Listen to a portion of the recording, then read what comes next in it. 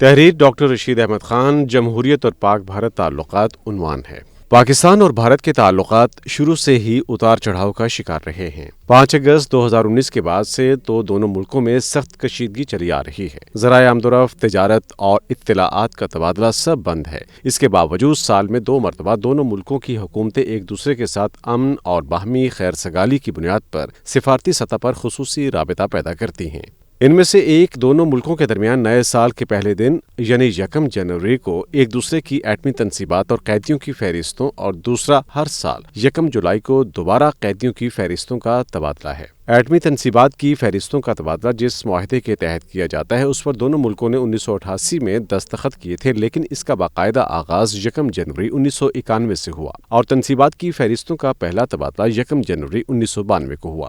گزشتہ 32 برس سے پاکستان اور بھارت کی حکومتیں لازمی طور پر اپنی ایٹمی تنصیبات کی فہرستیں ایک دوسرے کے ہاں موجود اپنے سفارت خانوں کے ذریعے پیش کرتی ہیں۔ پاکستان اور بھارت کے دو طرفہ تعلقات جیسے بھی ہوں اور دونوں ملکوں میں کسی بھی پارٹی کی حکومت ہو، ان فہرستوں کا تبادلہ لازمی کیا جاتا ہے، کیونکہ اس کا تعلق ایٹمی شعبے میں دونوں ملکوں کے درمیان اعتماد سازی کے اقدامات سے ہے۔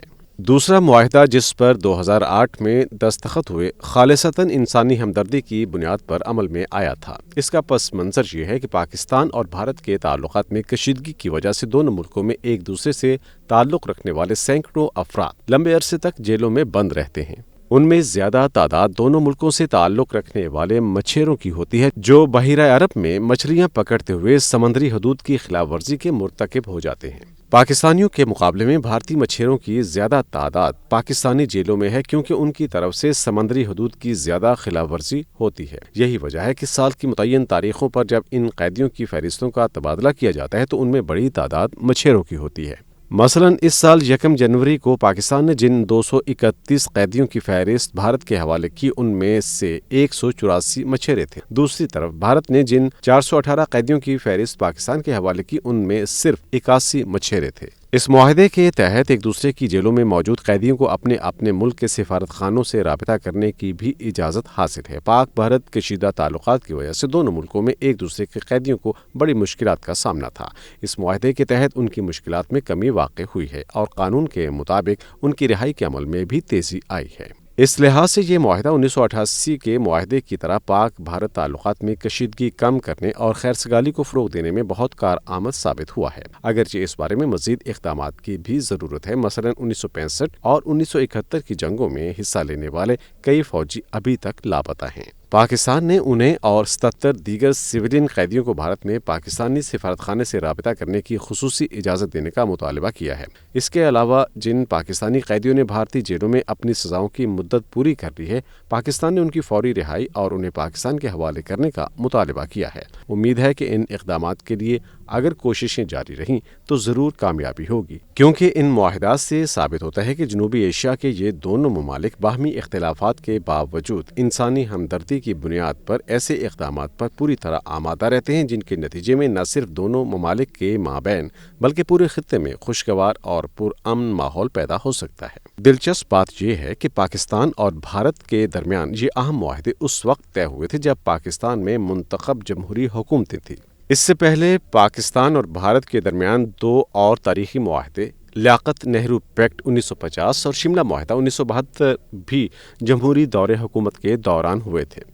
اول الذکر کا معاہدہ پاکستان اور بھارت کے درمیان ایک دوسرے کے ہاں موجود اقلیتوں کے بارے میں ہے۔ اس معاہدے کے تحت بھارت میں جب کبھی مسلم اقلیت تشدد کا نشانہ بنے تو پاکستان اپنی تشویش کا اظہار کر کے بھارتی حکومت کی توجہ اس طرف مبذول کروا سکتا ہے۔ اس معاہدے سے دونوں ملکوں میں اقلیتوں کے حقوق کے تحفظ میں بہت مدد ملی ہے اور 6 دہائیوں سے بھی زیادہ عرصہ گزر جانے کے بعد یہ معاہدہ اب بھی قائم ہے۔ اسی طرح شملہ معاہدے کے تحت نہ صرف بھارت کی قید میں 90,000 پاکستانی سویلین اور فوجیوں کی رہائی کی راہ ہموار ہوئی، بلکہ 1971 کی جنگ میں بھارت نے مغربی پاکستان اور کشمیر میں جن علاقوں پر قبضہ کر لیا تھا، پاکستان نے واپس حاصل کر لیے۔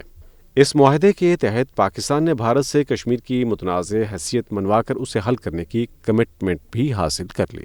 شملہ معاہدے کے تحت پاکستان اور بھارت کے درمیان نہ صرف آمد و رفت اور دیگر مواصلاتی رابطے بحال ہوئے بلکہ تجارت کا بھی دوبارہ آغاز ہوا۔ دونوں ملکوں کے درمیان باہمی تعلقات کو معمول پر لانے والے اس معاہدے کی اہمیت کا اندازہ یوں لگایا جا سکتا ہے کہ اس کے بعد پاکستان اور بھارت کے درمیان کوئی بڑی جنگ نہیں ہوئی۔ دریائے سندھ اور اس کے معاون دریاؤں کے پانیوں کی تقسیم پر بھارت کے ساتھ معاہدے پر اگرچہ صدر ایوب خان کے دور میں دستخط ہوئے تھے مگر عالمی بینک کی وساطت سے اس پر پاک بھارت مذاکرات کا آغاز ایوب خان سے پہلے کی جمہوری حکومتوں کے دور میں ہو چکا تھا اور ایوب خان کے اقتدار میں آنے سے قبل اس کی تقریباً تمام تفصیلات طے ہو چکی تھیں، صرف دستخط ہونا باقی تھے جو 1960 میں بھارتی وزیر اعظم پنڈت نہرو کے دورہ پاکستان کے موقع پر کیے گئے۔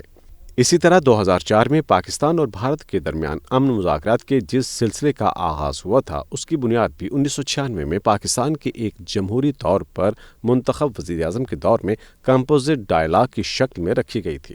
فروری 1999 میں بھارتی وزیر اعظم اٹل بہاری واجپئی کا دورہ پاکستان اور مسئلہ کشمیر کے حل کے لیے ایک روڈ میپ پر اتفاق انہی مذاکرات کا نتیجہ ہے۔ پاک بھارت تعلقات کی تاریخ میں یہ لینڈ مارک معاہدات ثابت کرتے ہیں کہ پاکستان میں جمہوری حکومتوں کے ادوار میں تعلقات میں بہتری لانے کے لیے جو بھی اقدامات کیے گئے وہ کامیاب اور پائیدار ثابت ہوئے۔